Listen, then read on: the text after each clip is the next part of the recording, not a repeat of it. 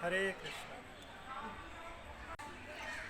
योग के बहुत फ़ायदे हैं, लेकिन हमें ये ध्यान रखना चाहिए कि हमें शुरुआत कहाँ से करें। अगर हम शुरुआत गलत कर देंगे तो हम फिर सारी उम्र के लिए किसी न किसी समस्या में फंस जाएंगे। तो ये हमें बहुत ध्यान रखना है।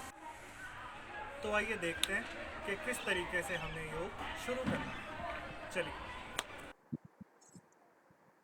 हस्तोत्थान आसन। इसमें सबसे पहले हाथ ऊपर उठाएंगे, ऐसे खोलेंगे नहीं, आगे नहीं करेंगे, कानों से लगाते हुए ऊपर को रखेंगे और हाथ ऐसे नहीं करेंगे, ऐसे रखेंगे।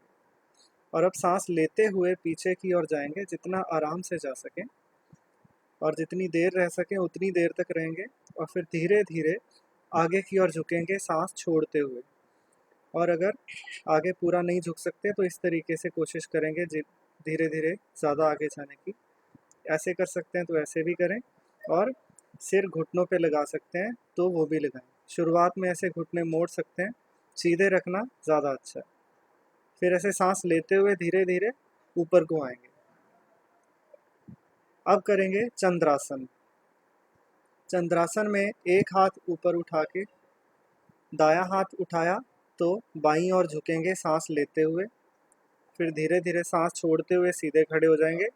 फिर बायां हाथ उठाएंगे और सांस लेते हुए दाईं ओर झुकेंगे और सांस लेते हुए धीरे धीरे सीधे खड़े हो जाएंगे। इन आसनों से हमारे साइड टमी भी कम होगी और पेट भी कम होगा।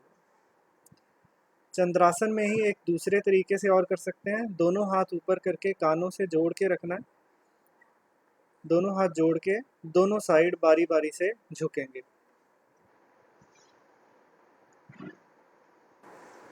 अब सीधे खड़े हो जाएंगे और धीरे धीरे अब करेंगे त्रिकोणासन। इसमें दोनों पैरों को कंधों से थोड़ा सा ज़्यादा खोल के एक एक करके दोनों पैरों को छुएंगे इस तरीके से। और जो हाथ ऊपर की ओर होगा उस हाथ को हमने हथेली को देखना है। पहले धीरे धीरे करें, फिर इस तरीके से अगर तेज कर सकते हैं तो तेज भी कर सकते हैं। ऐसे तेज करने से हमारा पेट कम होगा और साइड टमी भी कम होगी। अश्व संचालन आसन।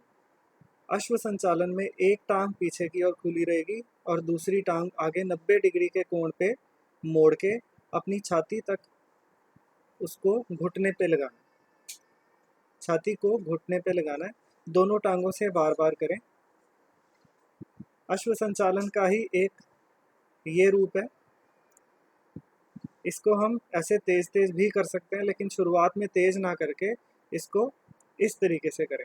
आराम से अपनी एक टांग पीछे लेके जाएं, एक टांग आगे लेके आए, जिससे झटका लगने का डर नहीं रहेगा। इससे हमारी बॉडी की पूरी स्ट्रेचिंग हो जाएगी। स्ट्रेचिंग होने से हम और आने वाले एडवांस्ड आसन भी कर सकते हैं।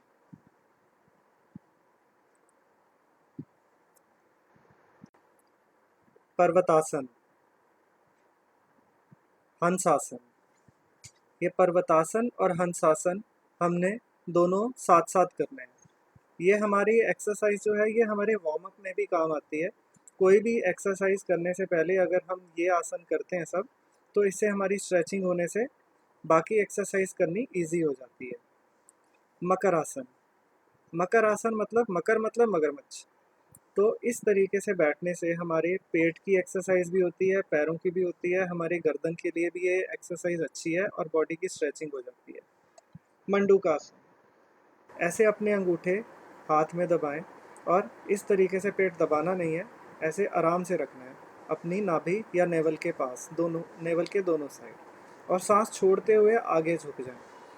जितनी देर बैठ सकते हैं इस अवस्था में बैठें और सांस जितनी देर इजीली रोक सकते हैं उतनी ही देर रोक के इस अवस्था में रहें और फिर सांस लेते हुए वापस आ जाएं।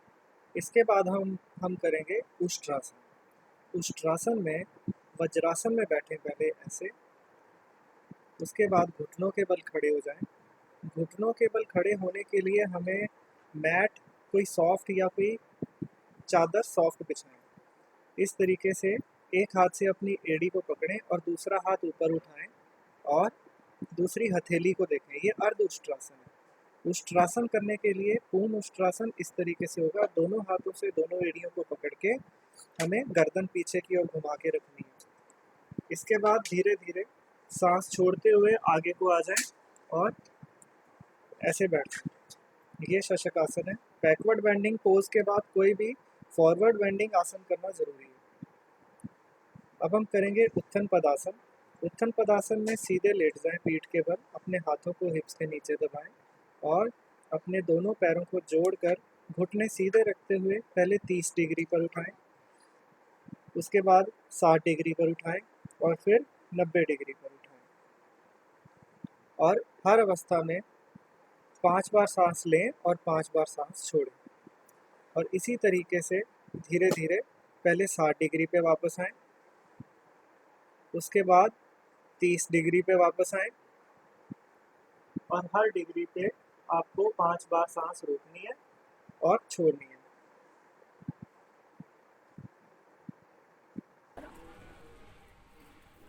तो इन आसनों से ना हम सिर्फ अपनी बॉडी फ्लेक्सिबल बना सकते हैं, इसके अलावा इन आसनों से हमारा रेस्पिरेटरी सिस्टम और डाइजेस्टिव सिस्टम बहुत बढ़िया चलता है।